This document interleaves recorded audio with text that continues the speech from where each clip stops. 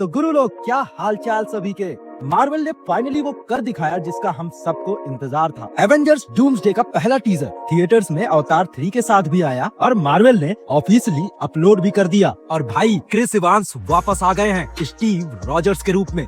Steve और Peggy, एक सुकून भरी जिंदगी, एक क्यूट सा पापा मूवमेंट। पर इस बार सब कुछ इतना सिंपल नहीं है, क्योंकि स्क्रीन के कोने में एक चीज चुपचाप चल रही है, डूम्सडे क्लॉक। और काउंटडाउन सीधा जा रहा है 18 दिसंबर 2026 की तरफ। मैं जानबूझ के लीक्स पे वीडियो नहीं बनाया, क्योंकि जब तक मार्वल का असली टीजर ना आए तब तक ब्रेकडाउन अधूरा होता है। और जब रियल टीजर आ चुका है तो चलो करते हैं डिटेल में एंड गेम से डूम्सडे तक का फुल ब्रेकडाउन। और हाँ, अगर तुम्हें ideology, character driven story telling और ऐसे ही ब्रेकडाउन्स पसंद है तो वीडियो को लाइक करो और चैनल को सब्सक्राइब करो। शुरू करते हैं।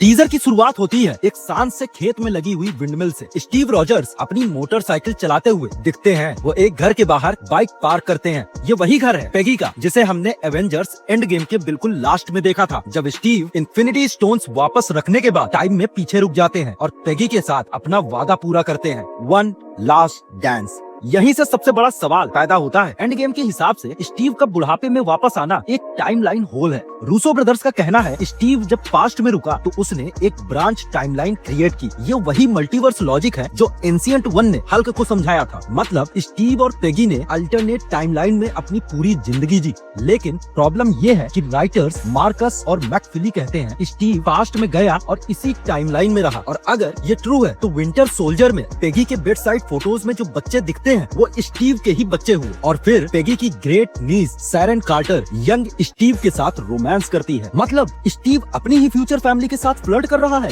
ये क्या मल्टीवर्स कंफ्यूजन है भाई। वापस टीजर पे आते हैं। बैकग्राउंड में एलन सिल्वेस्ट्री का एवेंजर्स थीम सिर्फ पियानो वर्जन में बज रहा है। स्टीव जिस बाइक से आते हैं वो 1950 ट्रम T100 लगती है और बेबी कम से कम 1 से 2 साल का लगता है। तो इसका मतलब ये टाइमलाइन 1950 और 1953 के बीच की होनी चाहिए। स्टीव शीशे में अपना रिफ्लेक्शन देखता है, पोर्च पे जाता है, अंदर अपना कैप्टन अमेरिका सूट देखता है और फिर सूट पैक कर देता है।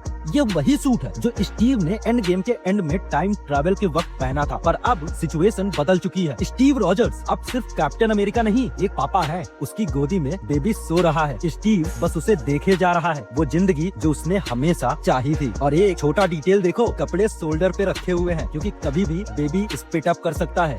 यानी एक रियल ग्राउंडेड ह्यूमन मूवमेंट। और तब स्क्रीन पे टेक्स्ट आता है, Steve Rogers will return in Avengers doomsday. Notice करो, कैप्टन अमेरिका विल रिटर्न नहीं लिखा, सिर्फ स्टीव रॉजर्स। इसका मतलब है सैम विल्सन सेफ हो गया, स्टीव ने सूट पैक कर दिया है। और रूसो ब्रदर्स कभी भी डिटेल्स बिना वजह नहीं दिखाते। टीजर खत्म होता है ग्रीन एवेंजर्स ए के साथ और पीछे एक क्लॉक टिकिंग डाउन 12 मंथ्स का स्टार्ट होता है। ये क्लियर सिग्नल है 18 दिसंबर 2026 यानी डूम्सडे रिलीज का। ये आइडिया थोड़ा ओपेनहाइमर के टीजर जैसा लगता है, पर यहाँ काउंटडाउन शायद सिर्फ रिलीज का नहीं, शायद ये डूम्सडे या फिर मल्टीवर्स के टूटने का टाइमर है। एकदम कॉमिक्स टाइम रन आउट की तरह, जहाँ in X days and X hours time will run out. इसका एक कॉन्सेप्ट था। एवेंजर्स ए के पीछे स्टेन्ड ग्लास मैकेनिज्म, रूइंस और सिंबल्स बिल्कुल डॉक्टर डूम के सिटाडेल वाली वाइब देते हैं। और ये लोकी सीरीज के citadel at end of time की भी याद दिलाता है। टॉम हिडलस्टन कास्ट में है, मतलब TVA का रोल खत्म नहीं हुआ। वाइड डंपिंग ग्राउंड, शायद वहीं से बैटल वर्ल्ड बनेगा। और यहीं पे थ्योरी आती है कि डॉक्टर डूम ने TVA पे कब्जा कर लिया है। लोकी का गॉड ऑफ स्टोरीज आर्क खत्म हो रहा है और उसका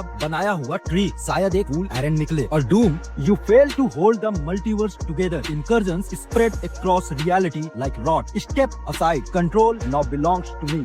और ये शायद थैनोस के उसी मूवमेंट की तरह होगा, I will do it myself। Leaks के मुताबिक डूम्सडे की ओपनिंग में डॉक्टर डूम स्टीव के घर आता है और स्टीव को ब्लेम करता है। वो कहता है तुम टाइम में रुक गए, इसी वजह से मल्टीवर्स टूट रहा है। और यही याद आती है टोनी स्टार्क की एंड गेम वाली line, you mess with time it tends to mess back. Avengers Doomsday और सीक्रेट वॉर्स दो अलग मूवीज नहीं, एक ही कहानी के दो पार्ट्स हैं। रूसो ब्रदर्स जोनाथन हिकमैन के सीक्रेट वॉर्स 2015 और थोड़ा 1985 बियॉन्डर सीक्रेट वॉर्स को अडेप्ट कर रही है, जहां doomsday times run out series को फॉलो करेगी। वहीं सीक्रेट वॉर्स बैटल वर्ल्ड को यूनिवर्स कोलाइड हो रहा है, रेस अगेंस्ट टाइम। कॉमिक्स में डूम हर यूनिवर्स के मॉलिक्यूल मैन ढूंढता है, लेकिन एमसीयू के वर्जन में एंकर बीइंग्स का कॉन्सेप्ट डाला जा चुका है, जिस एंकर की डेथ उस यूनिवर्स का डिस्ट्रक्शन शुरू। तो शायद ये कॉन्सेप्ट भी बहुत जल्दी हमें दोबारा से सुनने को मिल जाए। क्रिस इवांस का टीजर में दिखना सबसे बड़ा कंफर्मेशन है। वो 27 मेंबर की कास्ट अनाउंसमेंट में नहीं थे, जो कुर्सी वाला बवंडर हुआ था। मतलब मार्वल जानबूझ के सरप्राइज छुपा रहा है। आने वाले महीनों में और भी बड़े नाम रिवील होंगे।